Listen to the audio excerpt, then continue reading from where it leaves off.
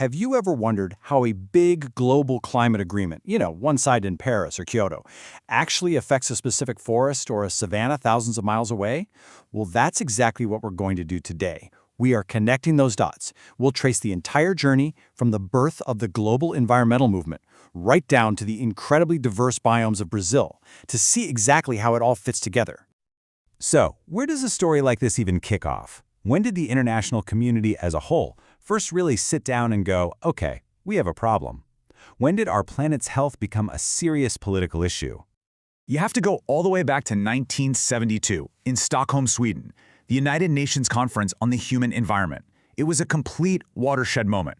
I mean, for the very first time, environmental damage wasn't just something for scientists to worry about. It was suddenly a global political priority, and it sparked these huge, heated debates that, let's be honest, are still going on today.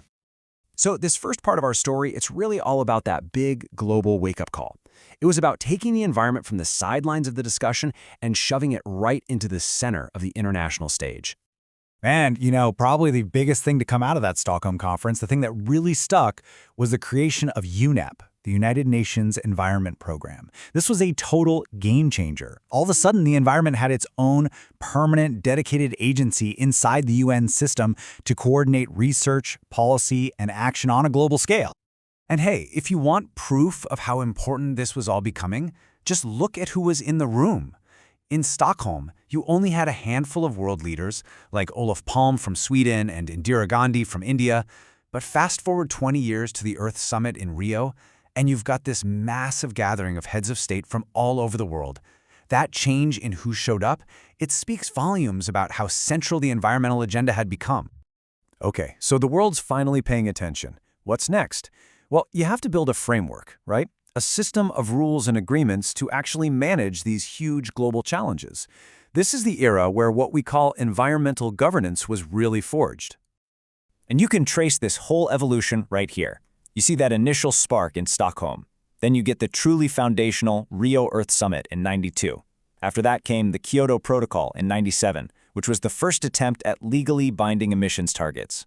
And that all led up to the much more inclusive framework we have now with the 2015 Paris Agreement.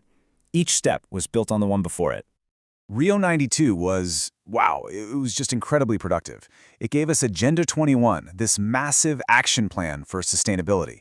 But even more important, it created these three-pillar conventions that still guide everything today. One for climate change, one for biological diversity, and one to combat desertification. These really are the cornerstones of global environmental law. But listen, it wasn't all just happening in these big conference halls.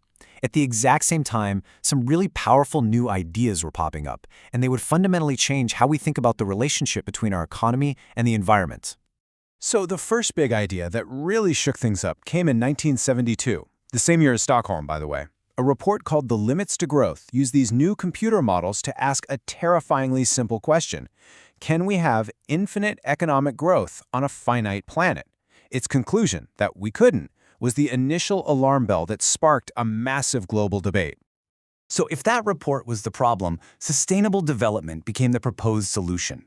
The idea was, hey, maybe we don't have to choose between development and the environment. What if we could integrate them? The goal became finding a way to have progress that balanced three key pillars: a healthy economy, social fairness, and of course, protecting the environment. And nothing sums up this idea better than this classic definition from the 1987 Brundtland Report. It's so powerful because it frames sustainable development not just as a policy, but as an ethical duty to the people who come after us.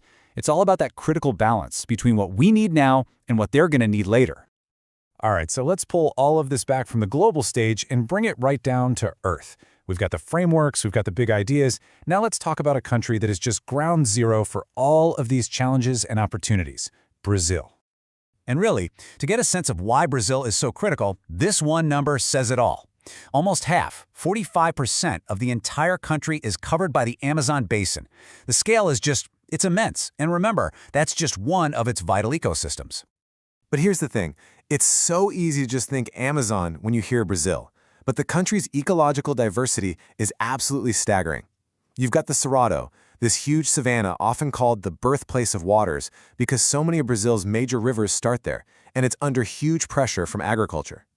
Then you have the Mata Atlântica, the Atlantic forest. It used to be this massive coastal rainforest, but now it's incredibly fragmented from centuries of urbanization. Each biome has its own personality and its own unique set of threats.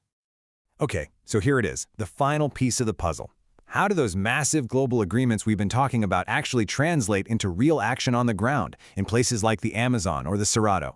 Well, it looks a lot like this. You start with a global goal, right? Let's take the 2015 Paris Agreement. In response, Brazil, just like other countries, submits its own specific pledge. They call it a Nationally Determined Contribution, or NDC. But a pledge is just words. So to make it happen, they create actual domestic policies. A perfect example is the RenovaBio program from 2017, which was designed specifically to boost biofuels so Brazil could hit its Paris targets. See? A straight line from a pact in Paris to biofuel policy in Brazil.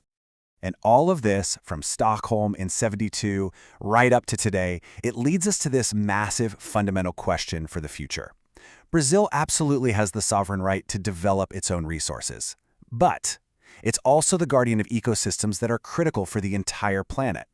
As global pressures from climate change and biodiversity loss just get more intense, navigating that really delicate balance between national interest and shared global responsibility, well, that's going to be one of the defining challenges of our time.